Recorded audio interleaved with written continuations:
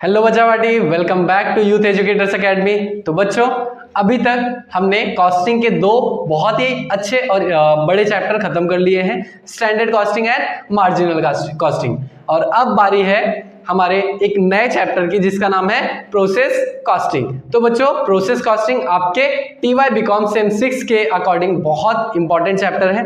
ये आपके एग्जाम में अराउंड 15 to 20 मार्क्स का वेटेज रखता है। तो बच्चों, आज का ये जो टॉपिक होगा, ये पहले तो मैं आपको थोड़ा सा इंट्रो दूंगा इस टॉपिक के रिलेटेड, उसके बाद इसके एक फॉर्मेट को एक्सप्लेन करूंगा, उसके बाद हम इसके कुछ सम सॉल्व करने वाले हैं। ठीक है, तो सबसे पहले मैं प्रोसेस कॉस्टिंग होता क्या है उसके बारे में आप सबको बता देता हूं।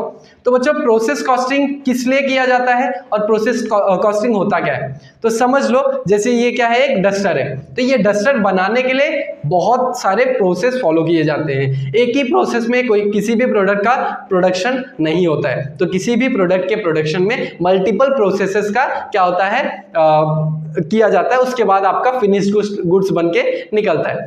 तो जैसे अगर ये डस्टर बनाना है मुझे, तो इसका पहले एक आउटर कवरिंग बनाया जाएगा एक प्रोसेस में, फिर उसमें मैग्नेट्स लगाए जाएंगे एक अलग प्रोसेस में, फिर उसमें डस्टर का वो स्पंज लगाया जाएगा वो थर्ड प्रोसेस में, उसके बाद एक फाइनल प्रोसेस होगा जहां पे आपका पूरा आउटर कवरिंग सब कुछ अच्छे से करके फिनिशिंग किया जाएगा और जाके बाद में आपका लास्ट फिनिश्ड गुड्स बनके निकलेगा। तो ये सारे जो प्रोसेस फॉलो हो रहे हैं, उसमें हर एक प्रोसेस पे क्या क्या कॉस्टिंग लग रही है, क्या क्या खर्चे लग रहे हैं और कितना यूनिट हम बना पा रहे हैं, वही प्रोसेस को आप करते हो प्रोसेस कॉस्टिंग में। और ये करने से हमको ये समझ में आता है कि हर एक प्रोसेस पे मेरा कितना कॉस्ट लगा है मेरे प्रोडक्ट का। ठीक है, तो इसीलिए हम प्रोसेस कॉस्टिंग करते हैं। तो अब जैसे प्रोसेस कॉस्टिंग में हम बता दिए कि आपको क्या करना होता है।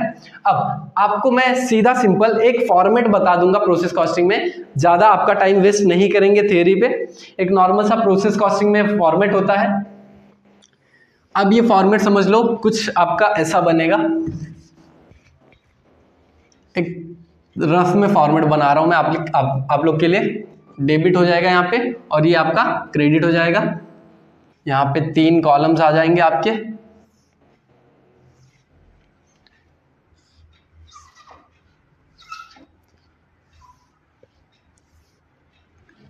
अब यहाँ पे सबसे पहले आ जाएगा आपका पर्टिकुलर्स, ये हो जाएगा आपका यूनिट्स, ये हो जाएगा रेट और ये हो जाएगा अमाउंट। ये भी again particulars, unit, rate, amount. यहां पे रहेगा प्रोसेस। अब अगर आपका प्रोसेस का कोई नाम है, लेट से प्रोसेस XYZ जो भी नाम रहेगा, तो यहाँ पे आप लिख दोगे प्रोसेस X अकाउंट या फिर process A account, process B account, जो भी आपका प्रोसेस का नाम रहेगा वो नाम आप यहाँ पे लिखने वाले हो। तो बच्चों, ये प्रोसेस अकाउंट जो आप बना रहे हो उसके 2 साइड है, एक डेबिट साइड और एक क्रेडिट साइड। नॉर्मल जो डबल अकाउंट एंट्री सिस्टम आप बनाते हो अकाउंट, वही प्रोसेस वही फॉर्मेट है। अब इसमें करना क्या है, तो प्रोसेस 1 में आप पहले क्या करोगे, कुछ रॉ मटेरियल्स इंट्रोड्यूस करोगे, कुछ मटेरियल्स लाओगे। तो यहां पे क्या लिखा जाएगा, 2 मटेरियल्स इंट्रोड्यूस्ड। तो सबसे पहले आपने क्या किया, कुछ मटेरियल्स लाए।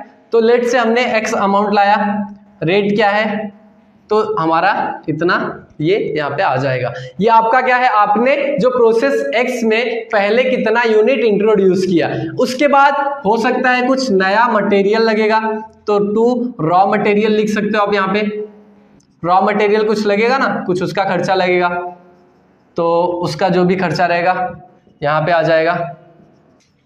फिर 2 लेबर, आपका लेबर का भी चार्ज लगेगा, जो भी रहेगा यहाँ पे आप अमाउंट लिख सकते हो। फिर 2 आपका यहाँ पे और आ जाएगा, ओवरहेड्स आ जाएंगे, और 2 डायरेक्ट एक्सपेंसेस, इनडायरेक्ट एक्सपेंसेस, सारे यहाँ पे डायरेक्ट एक्सपेंस, 2 इनडायरेक्ट एक्सपेंस।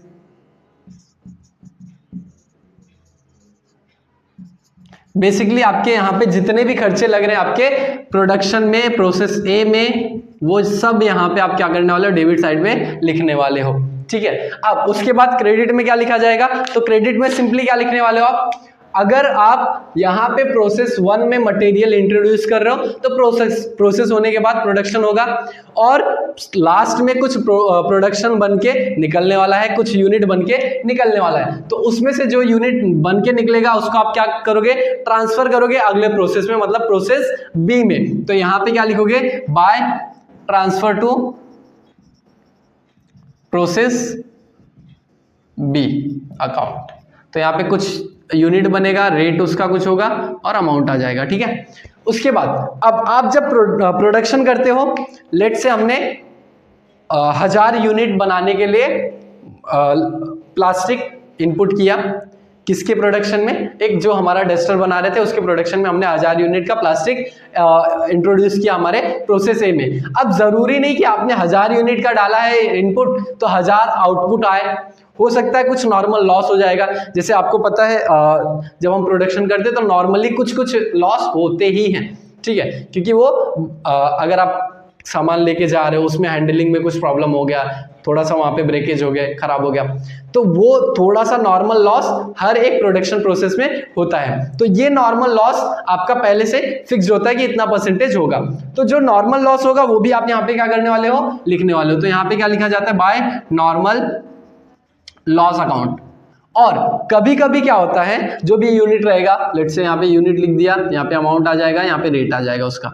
और कभी कभी क्या होता है, एबनॉर्मल लॉस होते हैं कुछ। एबनॉर्मल लॉस का मतलब क्या होता है, जो कि प्रोडक्शन से डायरेक्टली रिलेटेड नहीं है। मतलब क्या, जरूरी नहीं कि हर बार होगा वैसा, वो अनकेयर, मतलब केयर, आपने केयरफुली काम नहीं किया, या फिर आपके लेबर ने कुछ वहां पे मिस्टेक कर दी है इसके वजह से, या फिर जो कि ना अनफॉर्चुनेट था, मतलब कि वो फिक्स नहीं था कि हमेशा होगा, तो उस लॉस को क्या बोलते हो, एबनॉर्मल लॉस। तो ये एबनॉर्मल लॉस कहां पे आ जाएगा, वापस एबनॉर्मल लॉस हुआ है तो वो भी क्रेडिट में आ जाएगा। अब एबनॉर्मल लॉस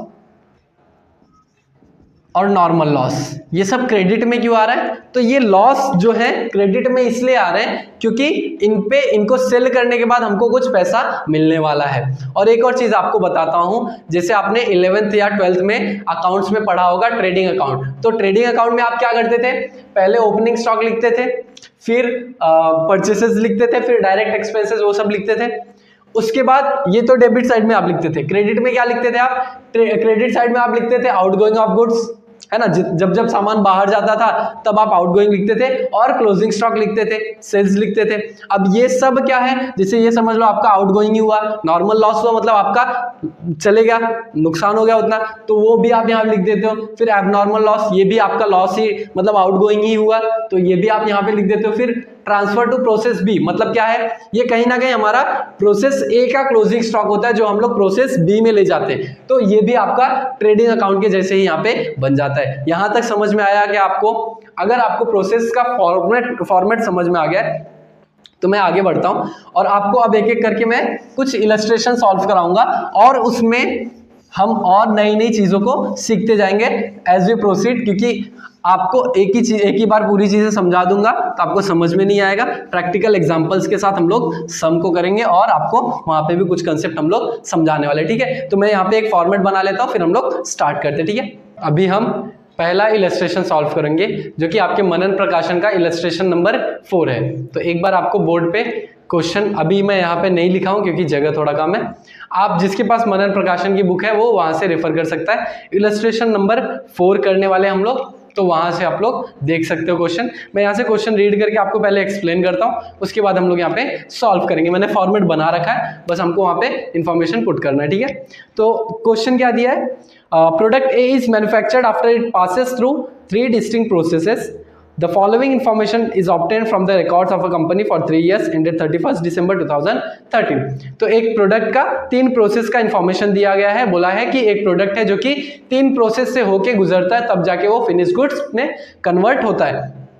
अब हमको 3 प्रोसेस का इंफॉर्मेशन दे दिया है, ठीक है। तो पहला है डायरेक्ट मटेरियल, डायरेक्ट वेजेस। तो डायरेक्ट मटेरियल जो है प्रोसेस 1 में 2500 रुपीज का यूज हो रहा है, प्रोसेस 2 में 2000 का है, और प्रोसेस 3 में 3000 का यूज हो रहा है। वहीं पे डायरेक्ट वेजेस कितना यूज हो रहा है, 2000, 3000 and 4000 respectively for process 1, 2 and 3, ठीक है। उसके बाद क्या बोला है, प्रोडक्ट ओवरहेड्स आर 9000, प्रोडक्ट का जो ओवरहेड है, मतलब टोटल ओवरहेड प्रोसेस 1 2 3 का बाइफरकेट करके नहीं दिया है, टोटल ओवरहेड बोला है 9000 रुपीज है। अभी हमको उसको अलग अलग प्रोसेस में डिवाइड करना पड़ेगा, ठीक है। 1000 units at ₹5 each were introduced to process 1, मतलब कि जो प्रोसेस 1 में हमने मटेरियल इंट्रोड्यूस किया वो कितना है 1000 यूनिट, और एक यूनिट का प्राइस है ₹5 पर यूनिट। तो टोटल यूनिट कितना इंट्रोड्यूस हुआ है 1000 यूनिट इंटू 5, मतलब कि 5000 रुपीज का यूनिट हमने इंट्रोड्यूस किया इन प्रोसेस 1, ठीक है। उसके बाद there was no stock of material और work in progress at the beginning and at the end of the year. तो यहाँ पे कोई भी स्टॉक हमने रखा नहीं है और पहले से भी कोई स्टॉक नहीं पड़ा था। तो आगे देखते हैं बाकी। The output of each process passes direct to the next process and finally to finish stock account. बोला क्या है, जो आपका आउटपुट ऑफ ईच प्रोसेस मिलता है, जो भी आपका आउटपुट आ रहा है हर एक प्रोसेस से, that is pass to the next process, मतलब कि वो तुरंत अगले प्रोसेस में हम उसको पास कर दे रहे हैं। And finally it is pass to finish stock account, मतलब finally it is pass to finish account का मतलब क्या होता है, जब वो लास्ट प्रोसेस से होके निकलेगा तो वो क्या बन जाता है आपका फिनिश्ड गुड्स। तो फिनिश स्टॉक जब बनता है तो वो लास्ट में लास्ट प्रोसेस का जो भी रहेगा वो फिनिश स्टॉक अकाउंट में ट्रांसफर कर दिया जाएगा, ठीक है। और आगे क्या बोला है, बहुत इंपॉर्टेंट इंफॉर्मेशन दे रहे हैं अभी। Production overheads are recovered on 100% of direct wages. Production overheads are recovered on 100% of wages, मतलब जो आपका वेजेस है उसके ही रेशियो में आपका प्रोडक्शन ओवरहेड को डिवाइड किया गया है। तो प्रोडक्शन ओवरहेड हमारा टोटल 9000, तो हम उसको डायरेक्ट वेजेस के रेशियो में ही डिवाइड करेंगे तीनों प्रोसेस में। तो जब डिवाइड करेंगे तब मैं आपको एक्सप्लेन कर दूंगा कैसे किया गया, ठीक है। उसके बाद और क्या बोला है, the following additional data is available.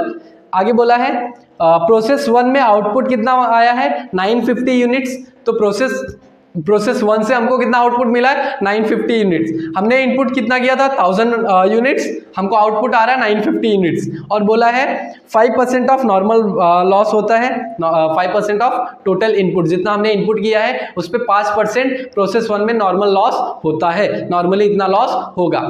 और बोला है value of scrap per unit, मतलब जो आपका नॉर्मल लॉस हो रहा है उसका स्क्रैप वैल्यू कितना है, मतलब अगर आप बेचने जाओगे तो स्क्रैप में कितने रुपीस पर यूनिट बिकने वाला है, तो वो दिया है 3 रुपीस पर यूनिट दिया है प्रोसेस 1 का। सिमिलरली प्रोसेस 2 का आउटपुट दिया है 840 और नॉर्मल लॉस का परसेंटेज दिया 10% ऑफ टोटल इनपुट, और रेट पर यूनिट दिया है स्क्रैप वैल्यू का 5 रुपीस। और प्रोसेस 3 का 750 आउटपुट है, 15% नॉर्मल लॉस है, और आपका स्क्रैप वैल्यू का रेट कितना है 5 रुपीस पर यूनिट। और हमको बोला क्या है बनाने के लिए, prepare process cost account and abnormal gain और loss account for the year ended 31 December 2013। तो हमें बोला है कि आप प्रोसेस अकाउंट बनाइए, और अगर एबनॉर्मल लॉस या एबनॉर्मल गेन जो होता है अगर वैसा कुछ है तो उसका भी अकाउंट आपको बनाना है। नॉर्मल लॉस या नॉर्मल लॉस का कोई अकाउंट बनाने के लिए बोला नहीं है। तो हम लोग क्या किए हैं, 3 प्रोसेस है हमारे मैन्युफैक्चरिंग में, तो हमने प्रोसेस 1, प्रोसेस 2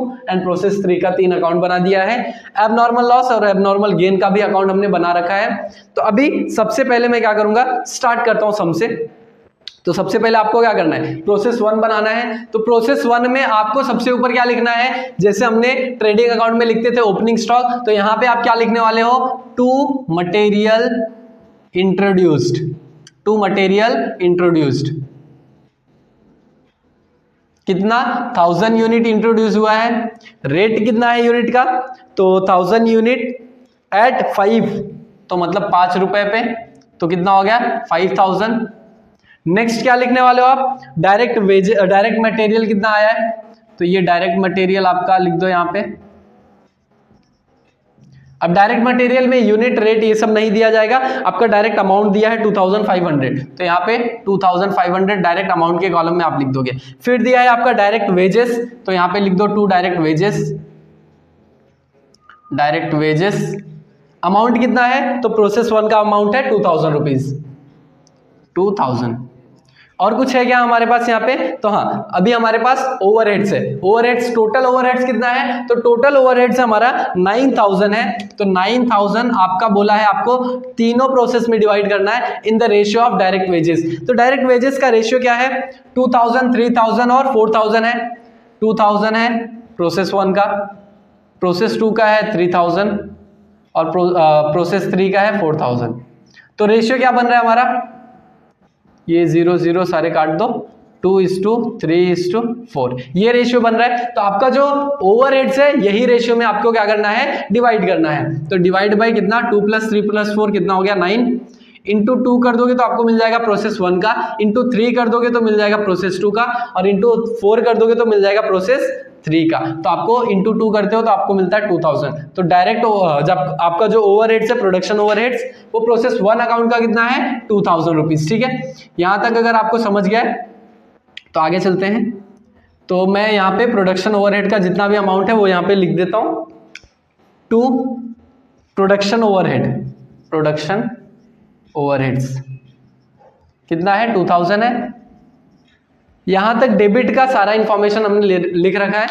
आगे और क्या बोला है कि हमारा जो आउटपुट है प्रोसेस 1 से वो है हमारा 950 यूनिट्स। तो आउटपुट कितना हो रहा है, 950 यूनिट्स। तो यहां क्या लिखोगे, बाय ट्रांसफर टू, अब प्रोसेस ए से ट्रांसफर होगा तो कहां जाएगा, प्रोसेस बी में। तो यहां क्या लिखोगे, by transfer to process B account. ठीक है, कितना यूनिट ट्रांसफर कर रहे हो, 950।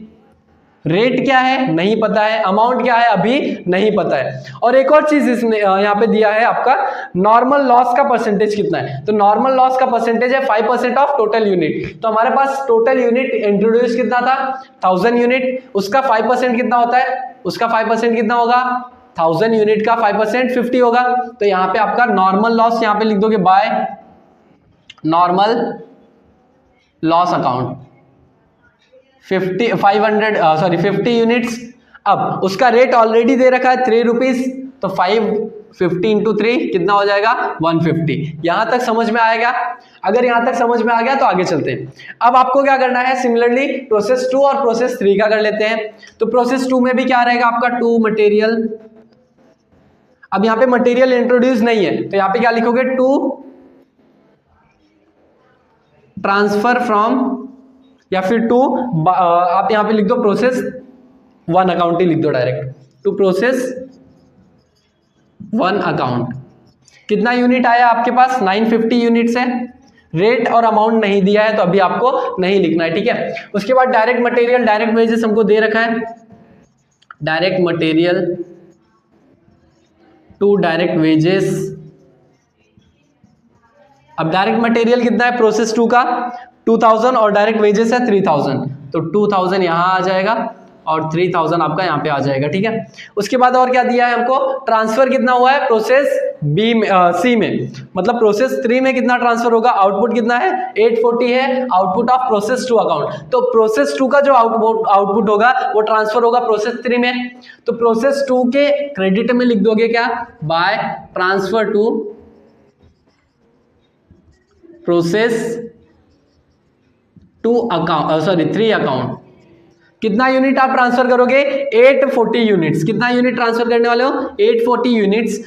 रेट कितना है, अमाउंट कितना है वो अभी तक नहीं पता है, वो बाद में करेंगे। और यहां पे भी प्रोसेस 2 का भी कुछ नॉर्मल लॉस दिया है। तो देखो क्वेश्चन में दिया है क्वेश्चन में दिया है नॉर्मल लॉस कितना है, 10% है। तो 10% किसका, 950 का 10%। तो 950 का 10% कितना होता है, 95 होता है। तो यहां क्या लिखोगे, बाय नॉर्मल लॉस अकाउंट 95। अब यूनिट के यूनिट तो हमको पता चल गया, रेट दिया है 5 पर यूनिट। तो 5 इंटू कर लो, 95 इंटू 5 करो, कितना आ रहा है, 95 इंटू 5 475 आ रहा है, 475। ये आपका यहां तक आ गया क्या, अगर यहां तक आ गया तो फिर आगे बढ़ते हैं। अब हमको प्रोसेस 2 का भी, हमें जितना इंफॉर्मेशन दिया था हमने पुट डाउन कर दिया है। अब हम प्रोसेस 3 पे जाएंगे। ठीक है, अब प्रोसेस 3 में जाएंगे तो जो प्रोसेस 2 का हमारा मटेरियल आउटपुट हुआ है यहां से जो ट्रांसफर किए हैं, तो ये जाएगा प्रोसेस 3 में। तो यहां पे आप क्या लिखोगे, 2 प्रोसेस 2 अकाउंट। यूनिट कितना आ रहा है यहां से, 840 यूनिट आ रहा है। तो 840 यहां लिख दोगे। रेट और अमाउंट अभी हमें पता नहीं है, जब पता चलेगा तब लिख देंगे। ठीक है, अब उसके बाद यहां पे भी डायरेक्ट मटेरियल और डायरेक्ट वेज लेबर है, to direct material and to direct wages. Material कितना है, तो डायरेक्ट मटेरियल है 3000, डायरेक्ट वेजेस है 4000। 3000 एंड 4000। और हाँ, यहाँ पे एक चीज हम लिखना भूल गए, टू प्रोडक्शन ओवरहेड। तो प्रोडक्शन ओवरहेड्स हम यहाँ पे लिखेंगे। तो प्रोडक्शन ओवरहेड कितना था, इसका 2000 था, इसका 3000 था, तो 3000 आ गया। जिसको नहीं समझा तो पहले हमने कैलकुलेट किया कैसे करना है। और इसमें एक और इन्फॉर्मेशन दिया है कि 100% ऑफ डायरेक्ट वेजेस, तो जितना आपका डायरेक्ट वेजेस है ना उतना ही आपका प्रोडक्शन ओवरहेड है, बोला ऐसा। तो 100% ऑफ डायरेक्ट वेजेस मतलब डायरेक्ट वेजेस यहाँ पे 2000 था तो यहाँ पे भी 2000 होगा उसका 100%। यहाँ पे 3000 था डायरेक्ट वेजेस तो उसका 100% कितना होगा 3000। और यहाँ पे भी आपका आ जाएगा टू प्रोडक्शन ओवरहेड। तो प्रोडक्शन ओवरहेड यहाँ पे कितना होगा 100% ऑफ डायरेक्ट वेजेस। तो जब ऐसा बोलेगा तब आपको ये हिसाब से करना है। तो 100% ऑफ डायरेक्ट वेजेस कितना हो गया 4000 हो गया। ठीक है, अब हमारा प्रोसेस 3 खत्म हुआ यहां तक। अब प्रोसेस 3 से जो हमारा आउटपुट जाएगा कितना यूनिट बोला है 750 यूनिट। अब प्रोसेस 3 से जो आउटपुट जाएगा वो कहां जाएगा फिनिश्ड गुड्स में। क्यों, क्योंकि यहां तक सामान बन चुका है। तो यहां पे आप प्रोसेस किसी और प्रोसेस में नहीं ट्रांसफर करोगे, यहां पे क्या लिखोगे transfer to finish stock account. कितना यूनिट बोला है 750 यूनिट यहां से जाने वाला है। रेट अभी नहीं पता है और अमाउंट भी अभी नहीं पता है। और नॉर्मल लॉस भी यहां पे कुछ है, तो नॉर्मल लॉस कितना है देखो, बाय नॉर्मल लॉस अकाउंट बोला है 15%। कितना 15% ऑफ आपका जितना इनपुट हुआ है उसका 15%। तो 840 का 15% कितना हो जाएगा देखो 126। तो नॉर्मल लॉस कितना है 126। रेट कितना है नॉर्मल लॉस का, तो रेट है सर 5। तो 126 इंटू 5 करो कितना आ रहा है 630 आ रहा है। यहां तक आपका हो गया क्या, यहां तक अगर कोई डाउट है तो आप वापस से एक बार पीछे जाओ, देख लो, वापस आगे देखना, क्योंकि इसके बाद जो है बहुत इंपॉर्टेंट चीजें चलने वाली है। ठीक है, तो अब हम लोग स्टार्ट करते हैं। यहां तक बस आपको इंफॉर्मेशन जो दिया था पुट यहाँ पे लिखना था। अब अगर किसको आगे का चीज नहीं समझेगा, एग्जाम में आप जस्ट एक दिन पहले पढ़ रहे हो, अगर आप इतना भी कर दोगे तो भी अच्छे से आपको 5, 6, 7 नंबर मिल जाएंगे। बस आपको इन्फॉर्मेशन डालना है, बाकी कुछ नहीं करना है। ठीक है, अब इसके बाद हम लोग को क्या करना है, नॉर्मल लॉस का यहाँ पे तो सब कुछ हो चुका है, बस इसका यूनिट और रेट और अमाउंट नहीं मिला है, इसका भी रेट और अमाउंट नहीं मिला है, इसका भी नहीं मिला है, यहाँ पे भी आपको रेट और अमाउंट नहीं मिला है। और एक और चीज कैलकुलेट करना बाकी है, नॉर्मल लॉस है या एबनॉर्मल लॉस है या एबनॉर्मल गेन है। तो चलो हम लोग देख लेते पहले। अब यहाँ पे 1000 यूनिट हमने इंट्रोड्यूस किया था। अब हमारे पास आउटपुट कितना आया 950। 1000 यूनिट आपने क्या किया इंट्रोड्यूस किया और आउटपुट आया 950 का। बोला था 10% नॉर्मल 5% नॉर्मल लॉस होगा, तो 5% नॉर्मल लॉस मतलब कितना 50, मतलब यूनिट यहाँ पे क्या कर लिया टैली हो गया है। तो यहाँ पे आपको सबसे पहले क्या करना होता है यूनिट का टोटल करना है। तो यूनिट का टोटल यहाँ पे कितना है 1000 है, यहाँ पे भी क्या 1000 आ रहा है क्या देखो, तो यहाँ सर यहाँ पे भी 1000 आ गया, 950 और 950 कितना हो गया 1000 हो गया। तो यहाँ पे भी कोई एबनॉर्मल लॉस या एबनॉर्मल गेन यहाँ पे नहीं है, यहाँ पे नॉर्मल लॉस जितना था वो हो गया और हमारा जितना बचा था हमने पूरा का पूरा नेक्स्ट प्रोसेस में ट्रांसफर कर दिया है। तो यहाँ पे कोई भी आपका एबनॉर्मल का कोई भी कंसेप्ट नहीं आया है। ठीक है, अब हम कैलकुलेट क्या करेंगे अमाउंट। यहाँ का रेट क्या होगा सर, तो यहाँ का रेट कैलकुलेट करने का सिंपल सा मेथड है, आपका जो इनपुट था 1000 माइनस क्या करना है आपको आपका नॉर्मल लॉस, तो आपको मिल जाएगा आउटपुट कितना है 950 होना चाहिए नॉर्मल, और अमाउंट कितना, तो ये अमाउंट टोटल करना है आपको 5000 प्लस 2 प्लस 2 प्लस 2 कितना हो गया ये 11,500 क्या 11,500। अब इसमें से माइनस क्या करना है नॉर्मल लॉस का जो अमाउंट है उतना माइनस कर लो आप, कितना आ रहा है 150 माइनस करो कितना आ रहा है 11,350। अब आपको डिवाइड करना है 11,350 को 950 यूनिट से, 11,350 डिवाइड बाय 950 ये आपका आ रहा है 11.94, कितना आ रहा है 11.947। तो आप इसको कंसीडर कर लोगे 11.95। ठीक है, तो यहाँ पे आपका अमाउंट कितना रेट कितना आ जाएगा 11.95, ये आपका ये हो गया। और आपका अमाउंट कितना आ जाएगा तो इंटू करोगे तो आ जाएगा 11,350। तो ये यहाँ से आपको मिल जाएगा ट्रांसफर करने का रेट और अमाउंट। तो इसको आप टोटल करोगे तो कितना आ जाएगा 11,500। आपको रेट का टोटल नहीं करना होता है कभी भी, ठीक है। अब यहाँ पे भी 11,500 आ जाएगा, यहाँ पे प्रोसेस 1 अकाउंट आपका क्या होता है, खत्म होता है। अब जो आपने यहाँ पे ट्रांसफर किया प्रोसेस 2 में, तो प्रोसेस 2 में जो आपने ट्रांसफर किया, यहाँ पे 1 मिनट, प्रोसेस 2 में जो आपने ट्रांसफर किया है, तो प्रोसेस 2 में जब ट्रांसफर किया तो उसका भी रेट कितना हो जाएगा 11.95 और अमाउंट हो जाएगा 11,350, ठीक है।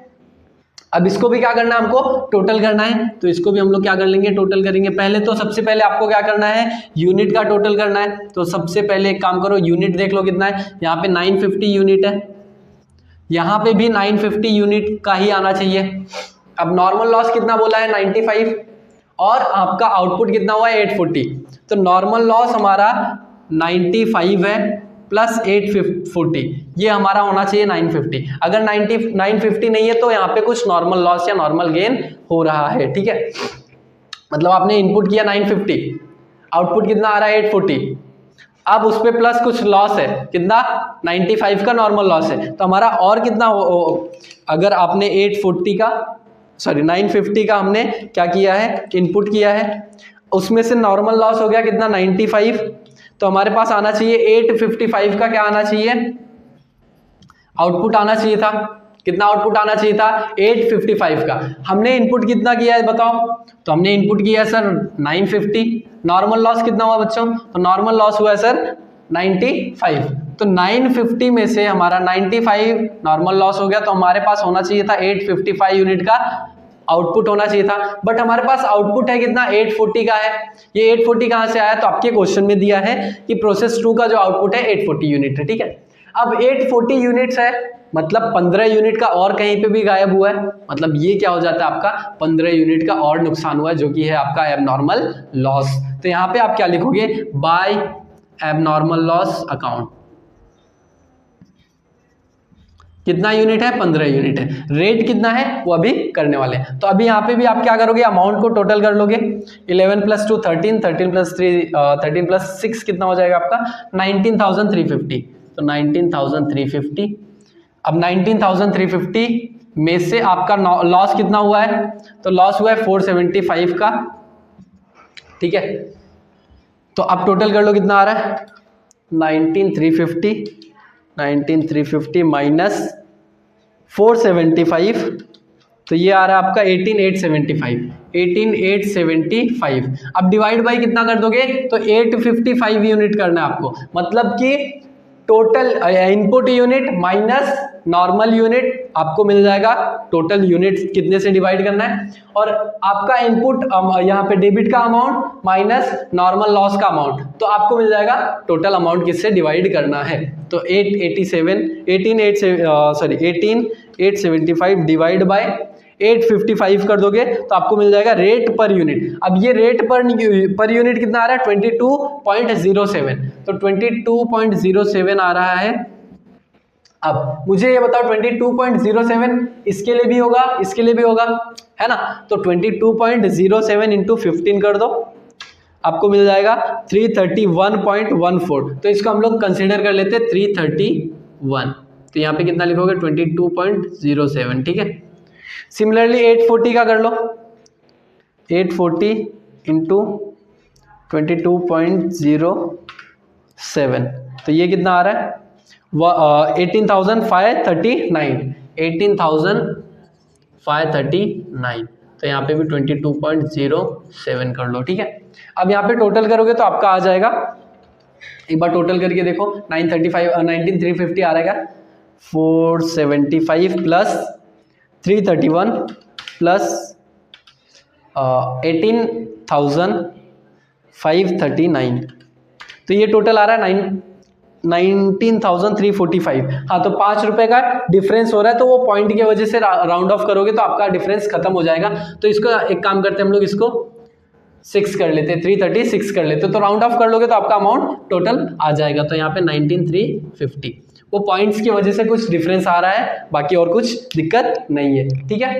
तो यहाँ तक अगर आपको समझा है तो आगे चलते हैं हम। अब ये अमाउंट हम क्या करने वाले हैं, प्रोसेस 3 में ट्रांसफर करने वाले हैं।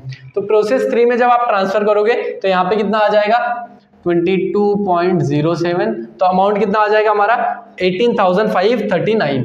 18,539। एक काम करते हैं, इसको 540 कर लेते हैं राउंड ऑफ करके, 540 और इसको 35 कर लेते हैं, तो एक राउंड ऑफ फिगर रहेगा तो सही रहेगा, 540। ठीक है, 18,540 वहां पे है। ठीक है, अब हमको क्या करना है, यहां पे भी टोटल करना है, यहां पे भी टोटलिंग कर लो। रेट आपको यूनिट दिया है 840, यहां पर भी 840 होना चाहिए, 840। अब हमने इनपुट कितना डाला, 840 डाला, आउट नॉर्मल लॉस हो गया 126 का, तो आउटपुट कितना आना चाहिए बताओ, 840, नॉर्मल लॉस हो गया उसमें से 126 यूनिट का, तो हमको आउटपुट मिलना चाहिए था 714 यूनिट का। अब 714 यूनिट्स का हमको आउटपुट मिलना चाहिए था, बट आउटपुट हमें मिल रहा है 750 यूनिट का, मतलब कहीं ना कहीं 36 यूनिट का हमको ज्यादा फायदा मिल रहा है, ज्यादा यूनिट्स मिल गया ना 36 यूनिट्स, तो यहाँ पे ये जो होगा आपका, ये क्या हो जाता है, एबनॉर्मल गेन। समझ में आ रहा है क्या, तो यहाँ पे आपका आ जाएगा एबनॉर्मल गेन। अब एबनॉर्मल लॉस होता था तो हम लोग क्रेडिट साइड में लिख रहे थे, बट ये एबनॉर्मल गेन है, तो इसे आप कहां लिखोगे, डेबिट साइड लिखोगे, तो यहां लिखोगे टू एबनॉर्मल गेन अकाउंट। कितना यूनिट है, तो 36 यूनिट है। अमाउंट अब कैसे निकालना है, तो अमाउंट सिमिलरली अब कैसे करने वाले हो, ध्यान दो, ये आपको यूनिट मिल चुका है, 714 से ही डिवाइड करना है आपको। अमाउंट कितना है यहाँ पे देखो, 18,000 प्लस 3 प्लस 4 प्लस 4 कितना हो गया ये 29,540। 29,540 आ रहा है क्या, देखो एक बार, 29,540। ठीक है, अब यहाँ पे 630 से माइनस कर दोगे, 29,540 माइनस 630 कर दो, देखो कितना आ रहा है, 29,540 माइनस 630, ये आ गया है 28,910। तो 28,910 divide by 714 unit, divide by 714, तो कितना आ रहा है ये हमारा 40.49 आ रहा है, तो 40.49 हमको मिल गया है। अब ये 40.49 जो रहेगा हमारा आउटपुट यूनिट के लिए भी रहेगा, प्लस हमारे एबनॉर्मल लॉस या गेन के लिए भी होता है, तो यहाँ पे आप मल्टीप्लाई कर दोगे, तो 36 से मल्टीप्लाई कर रहा हूं मैं, तो आ रहा है हमारा 1457.6 आ रहा है, तो इसको 1458 ले लेंगे, और यहाँ पे है हमारा 750 यूनिट, तो इसका कितना आ रहा है 30,367, तो 30,367 अगर आ रहा है 367, 30,367, यहाँ पे कुछ, एक second, 750 units divide by 40.49 into 750 units, तो ये आ रहा है हमारा 30,368, 30,368। ठीक है, तो ये यहाँ पे अभी आपका ये अमाउंट चेंज होगा। एबनॉर्मल गेन आपको मिल चुका है, बाकी अब कुछ नहीं बचा है, अभी आपको यहाँ पे भी टोटल करना है फटाफट।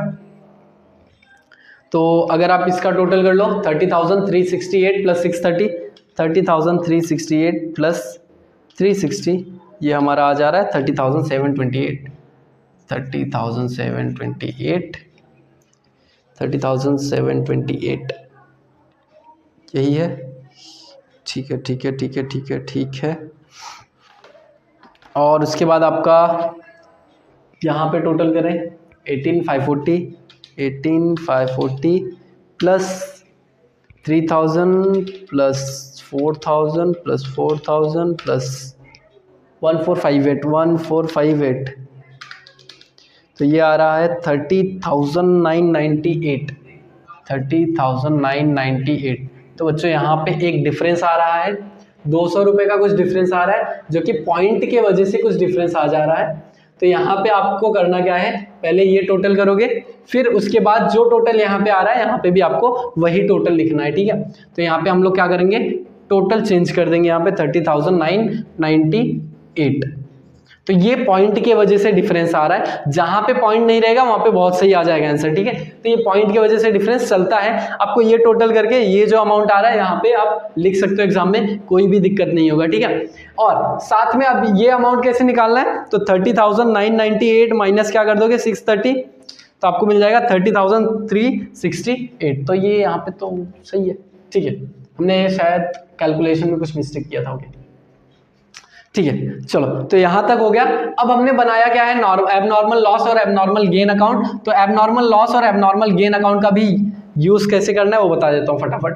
तो एबनॉर्मल लॉस और एबनॉर्मल गेन अकाउंट, तो पहले एबनॉर्मल लॉस अकाउंट देखते हैं। तो जहां पे एबनॉर्मल लॉस रहेगा वहां पे जाएंगे, यहाँ पे तो एबनॉर्मल लॉस और गेन कुछ भी नहीं था, यहाँ पे है हमारा एबनॉर्मल लॉस अकाउंट। तो एबनॉर्मल लॉस हुआ था हमारा कहाँ पे, प्रोसेस 2 में। तो एबनॉर्मल लॉस कौन सा साइड लिखा है, क्रेडिट साइड, मतलब एबनॉर्मल लॉस क्या हुआ है, डेबिट हुआ है। तो एबनॉर्मल के डेबिट साइड में जाके क्या लिखोगे, टू प्रोसेस 2 अकाउंट, क्योंकि ये प्रोसेस 2 अकाउंट से ही आया है।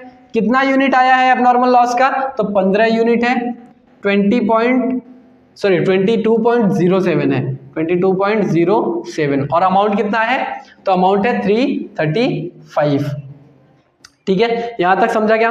अब इसके बाद आपको क्या करना है, ये जो आपका एबनॉर्मल लॉस हुआ है उसको आप क्या करोगे, सेल करोगे।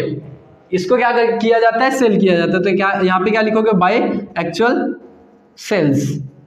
कितना यूनिट, 15 यूनिट, 15 यूनिट। अब सेल करोगे तो कौन से रेट पे सेल करोगे, तो प्रोसेस 2 का जो नॉर्मल लॉस का जो स्क्रैप वैल्यू था उसी रेट पे आपको क्या करना है, सेल करना है। तो प्रोसेस 2 का जो नॉर्मल लॉस का रेट कितना था, 5 रुपए था। तो 5 रुपए के रेट पे ही हम लोग क्या करेंगे, इसको सेल करेंगे। तो यहाँ पे 15 फाइजा कितना हो जाएगा, 75। तो 75 में हम लोग क्या करने वाले हैं, इसको सेल करने वाले, ठीक है। अब इसके बाद क्या करेंगे, यहाँ पे इसको, और कहीं एबनॉर्मल लॉस है क्या, अब यहाँ पे तो एबनॉर्मल गेन है। तो एबनॉर्मल गेन का कौन सा, क्रेडिट हुआ है, क्योंकि वो डेबिट साइड में लिखा है, मतलब एबनॉर्मल गेन अकाउंट क्या हुआ है, क्रेडिट हुआ है। तो क्रेडिट साइड में जाके क्या लिखेंगे, बाय प्रोसेस 3 अकाउंट। ये हमारा गेन हुआ है 36 यूनिट का, रेट क्या है 40.49, अमाउंट कितना है 1458, ठीक है।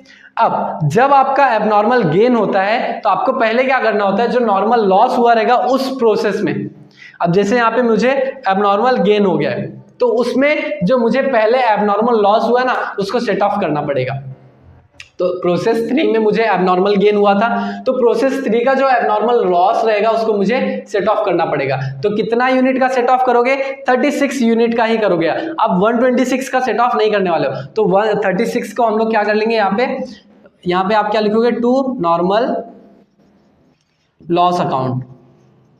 36 यूनिट 5 रुपए पे, 5 रुपए था, तो 36 इंटू 5 करो कितना आ रहा है, 36 इंटू 5 करोगे तो देखो कितना आ रहा है, 180 आ रहा है क्या, तो 180 आ गया ये।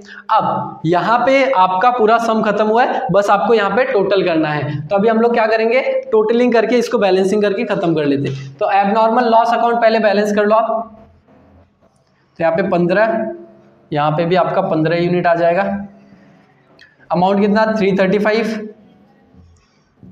यहाँ पे भी 335। अब यहाँ पे कुछ डिफरेंस आ रहा है, 335 माइनस 75, मतलब हमारा 260 का डिफरेंस आ रहा है। देखो अब ये यहाँ पे आपको समझाता हूँ, ये जो हमारा एबनॉर्मल लॉस हुआ था ना 15 यूनिट का, उसको हमने बेचा कितने में, 5 रुपए में बेचा। तो पूरा का पूरा लॉस हुआ क्या 335 का, नहीं 75 उस पे हमें मिला है। तो नॉर्मल प्रॉपर्ली देखा जाए अगर एक्चुअल में लॉस कितना हुआ है तो 260 का। तो जो भी लॉस होता है हम लोग उसको क्या करते हैं, बाय कॉस्टिंग P&L अकाउंट में ट्रांसफर कर दिया जाएगा। समझ में आएगा, यहां तक समझा क्या बच्चों। अब सिमिलरली यहां पे जब आप देखोगे तो ये भी आपको ऐसे ही टोटल करना पड़ेगा। यूनिट पहले टोटल कर लो, यूनिट है 36 है, यहाँ पे भी 36 है। रेट का आपको कुछ नहीं करना है। अमाउंट देख लो 1458